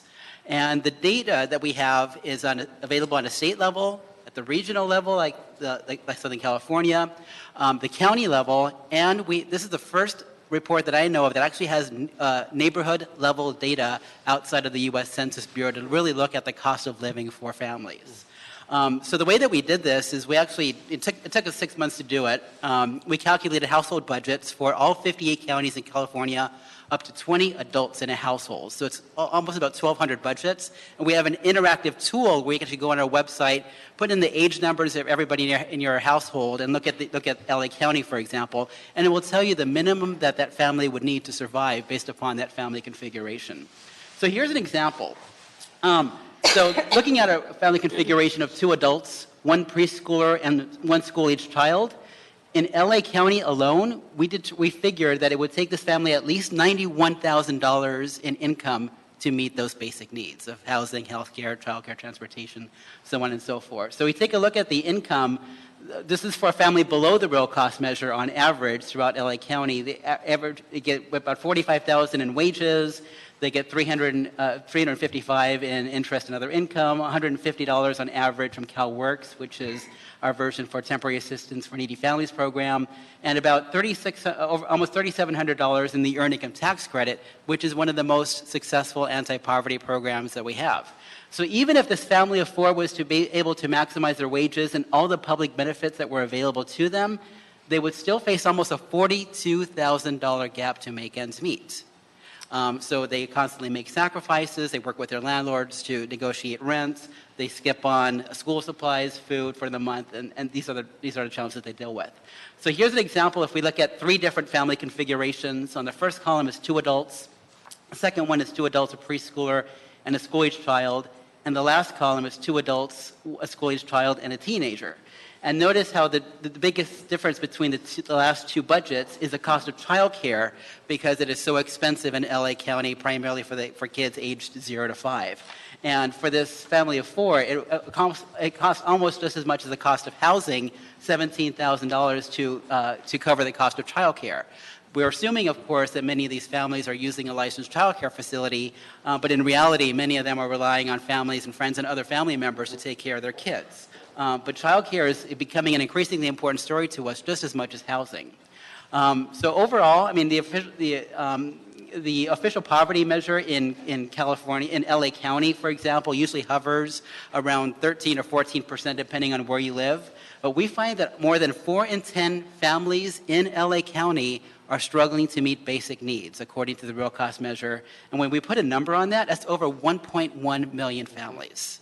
These are families, not individuals. So you can actually add a multiplier effect of 2.5 per family, and you can actually start beginning to understand the impact of what it looks like. So here's one of our maps that we've done for LA County. And these are based on neighborhood clusters, which are determined by the U.S. Census Bureau. They basically consolidate neighborhoods to get a sample size of 100,000 people to make it statistically reliable. And there's 69, and of course LA County, if it was its own state, would be the 8th largest in the union. So we see how large it is, but the 2 extremes in terms of the ability to make ends meet, only 13% of families in Calabasas, the Gray Hills, Malibu, and Westlake Village struggle to make ends meet, compared to 87% of families in the community of East Vernon, right here in the heart of South LA, who are struggling. Almost 9 in 10 of those families are struggling, and you can see the deep amount of struggle that we see, particularly in South LA communities, parts of San Fernando Valley and Pacoima, and then up north in Lancaster and Palmdale, and all the way east in Pomona, where most of those families, at least 47% of those are below the real cost measure. And one of the things I decided to do, just to kind of look at one of the common aspects of LA, is looking at all the LAUSD campuses and where they're located, and hovering it over the real cost measure. So most of the LAUSD campuses right there, right in the center of the map, and on the west side of the county where San Fernando Valley is. But most of those campuses are residing in areas where families are at least 63% of them are below the real cost measure. That's a real story that we often don't talk about LAUSD families, is the amount of struggle that these families experience every day, let alone to their educational attainment challenges that they have. One particular demographic that we have data on single mothers, Latinos, Asian Americans, and African Americans, but one particularly vulnerable population are households with children of the age of 6 that we talked about with the cost of childcare, and we found that over 273,000 families in LA County with children under the age of 6 are struggling. The big elephant in the room, of course, is the cost of housing. Is that this is bigger than the real cost measure itself. 43% of LA County households pay at least 30% of their income on housing. 30% has kind of been that long housing burden number that we should no longer be spending on housing, but we're finding many families who are deeper below the real cost measure could easily be spending up to 60 or 70% of their income on housing alone, and that's 1.2 million households, significantly just above the real cost measure. And we take a look at the map, you can see the high degree of housing burden, particularly in South LA, in the LA City Council districts, also in San Fernando Valley, almost mirroring what we see with the real cost measure findings. The two extremes are 30% of families in Glendora, Claremont, San Dimas, and Laverne have a housing burden of 30% compared to 62% of those families in East Vernon, which is the highest in the state. So my boss also shared this data from the Bureau of Labor Statistics, and just to kind of put a big picture of context on this is just the amount of the flatness of the income that many families have been receiving over the past 40 years. I did a kind of similar chart to this where since 1997, California's GDP, our gross domestic product, has increased 163%. But during that same amount of time, median household earnings has only increased 15%. But the cost of goods and services continues to increase, particularly housing, childcare, and everything else. And this kind of complements that finding where since the end of World War II, during the post-boomer age, notice how our hourly compensation has pretty much flattened out since the 1970s and 80s, which tells us that the middle class hasn't gotten a raise in a significantly long time. So our website has, it's not just a report. We have the interactive tool with our budgets. We actually have interactive maps. We have one-page county profiles, which we shared with you. We have a public data set in Microsoft Excel, and we just started new legislative profiles so that folks in the California Assembly and the Senate districts and also congressional representatives can look at what neighborhoods are struggling within their particular geographic boundaries. We have some advocacy recommendations, but I just want to just tie in lastly in terms of the two recommendations from the report on the cycle of poverty is that the real cost measure can be used as an instrument to help inform our poverty reduction goals up to 2030, of which is the next 10, 20, 30 years, and that United Way can play the role of a convener with you to have community conversations on the cost of living in partnership with housing developers, child service providers, and other constituents who are really struggling with this problem. Thank you so much. Thank you. That's great. Thank you, Henry. I think you bring us to the recommendations in our report, which is exactly what you touched upon, which is we really want to take this opportunity to continue to first recognize all of the great work that the city is already doing, because I think that is something that we do need to underscore. There are a number of initiatives, a number of plans. There's plans from across multiple city departments that have really thoughtful strategies on how to provide services to low-income residents and to create policy from an equity lens. And we think it's important to recognize those efforts. But we also think that it's important to align those efforts and to look at where there are potential gaps once those efforts are aligned, to continue to advocate for additional policies or additional programs that can further support families.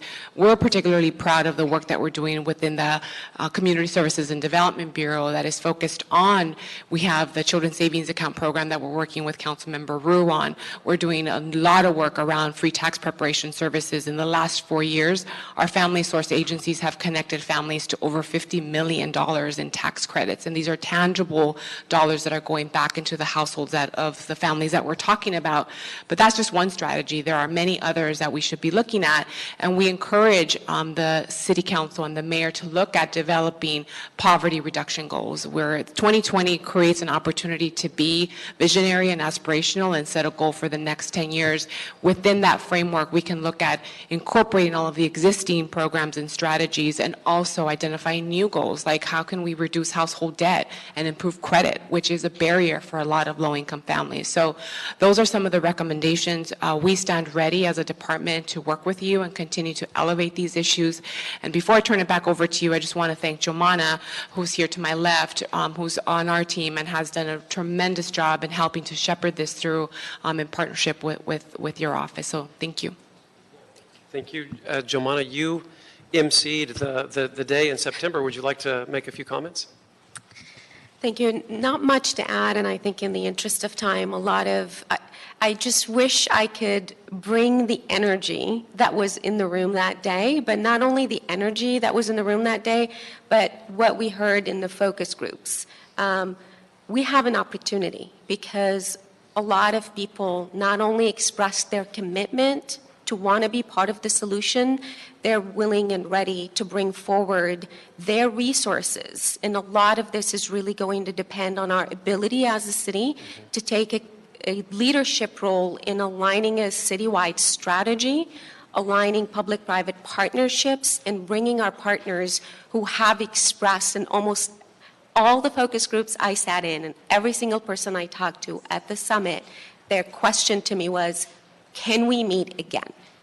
And so we really have an opportunity, and if nothing else, for us to seize this opportunity to build a concrete strategy with built-in matrix that will allow us to align our efforts beyond just the initiatives that we've launched and to really have a way to measure our impact. And so that's all I would like to add, but I know I'm happy to answer questions, so I'll turn it back to you. That's wonderful, and we definitely will meet again, and we'll take a look at the late spring, early summer to convene again. And what I really want to do and what I want to accomplish out of this whole initiative, and we're really at the beginning, but we all have a sense of urgency about this. And so as we strengthen and build that social safety net through some of the initiatives you mentioned, Mr. Rue's initiative and others, we need to have a look to increasing the opportunity pipeline or establishing an opportunity pipeline for communities that traditionally just simply have not had it. So in terms of area of focus that will work simultaneously with our social safety net approach, job opportunity, the trades, continuing education, working with our community colleges. And that's what we'll look to next. And we'll bring some of the employers. We want employers to invest in Los Angeles and provide jobs. And we want to make the case that Los Angeles is a wonderful place to exist. And so this is a great opportunity to do that through this effort. So I want to thank you for all of this work thus far. It's a great report, great presentation. Thank you, Henry. And I understand we have to, we have a colleague who has to leave by 6. Yes, it's almost 6 o'clock. And so questions, comments? We're good? All right. Well, so what I'd like to do is approve this report as we keep gleaning information from it as we plan the next summit. Wonderful. So thank you. That'll be the order. We'll approve the report. Thank you so much. Thank you. All right. Really appreciate all the great work. All right. So we still have some general public comment to go through. I think we have just 3. We have Sachin Medikar, 1 minute for general public comment, followed by Sabrina Johnson, followed by Nico. 1 minute for general public comment.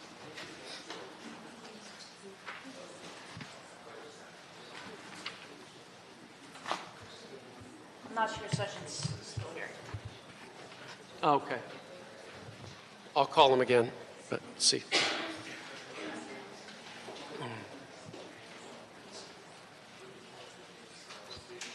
Okay. Councilman O'Farrell, recently I was unlawfully detained in your district for taking pictures of officers at a sweep.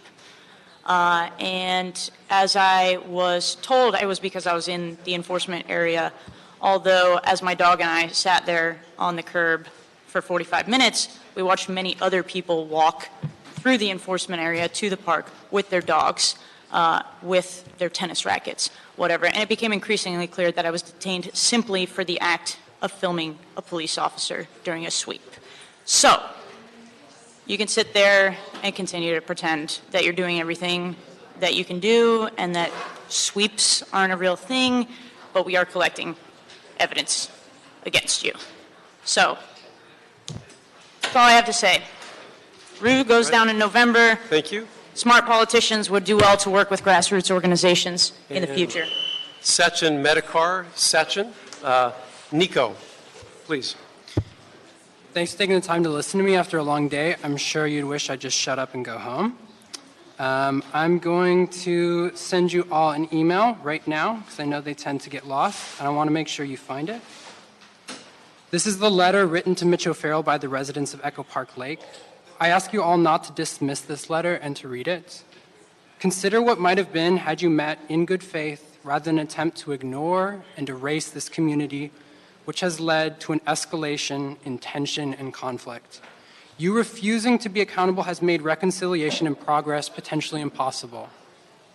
That's on you. They have done their part, and their anger is justified because your response has been insulting and resulted in a state of terror that you have signed off on. You're talking about studying and researching poverty while you ignore and dehumanize the people who are stuck in poverty. You want to bring in the experts? The experts were the people in this room earlier today and who you've refused to meet with. Thank you. So since so many accusations were made when this meeting began, I'm going to state a few things for the record. My office has never, ever ordered the park rangers to do anything at Echo Park Lake. We don't order park rangers to do anything anywhere. That is complete fiction. All public bathrooms in city parks are closed at night. They always have been. At times, the Echo Park Lake restrooms in the north park, part of the lake have been vandalized and held open, which is not legal. But we are going to, through a new ordinance, as I mentioned earlier, have them open 24/7.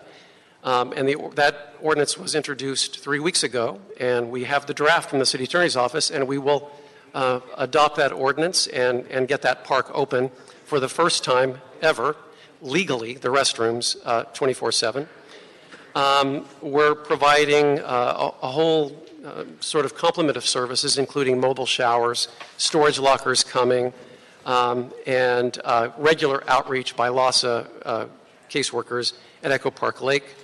Never, ever have I advocated for anyone to lose their job from LASA or anywhere else since I've been Los Angeles City Council member. That is just insane.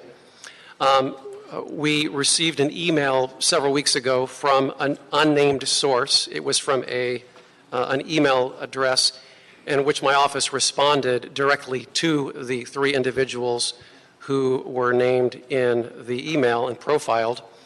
We responded back the very next day after getting the email after 5 p.m. on a weeknight, urging and inviting anyone who is experiencing homelessness at Echo Park Lake, including the 3 individuals mentioned in the letter, to contact my office so we could set up meetings with a LASA caseworker. That offer still stands. We've had one person that we've made contact with or who approached us who didn't realize that we responded in kind in that sense, and we'll continue doing that because we're focused on getting people the services and getting people into temporary and permanent housing.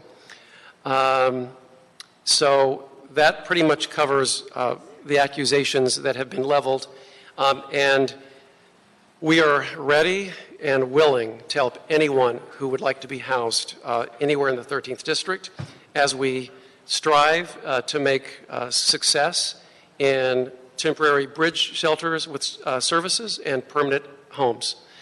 through the HHH process and otherwise, and that is our main focus and will continue to be our main focus. So I just wanted to clear the record and set the record, since this is an official meeting and so many spurrilous accusations were made. And I thank everyone for their time, this very long hearing, and I believe that clears the desk, and we've heard every comments. Yeah, we're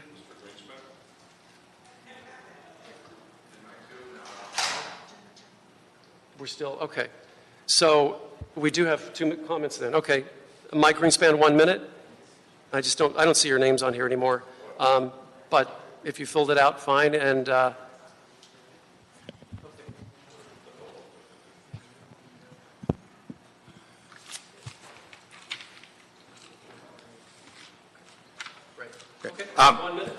Can we start my clock back? Okay, and then Wayne Spindler, you're next for 1 minute. All right. Anyone but Wesson? After all, his son Donnie is homeless. Yes. We talk about support services and all, and a while back, several months ago, I mentioned the homeless people over there at the Van Nuys City Hall, and I regretted it later because the next council meeting I went to at the Van Nuys City Hall, they had cleared them away.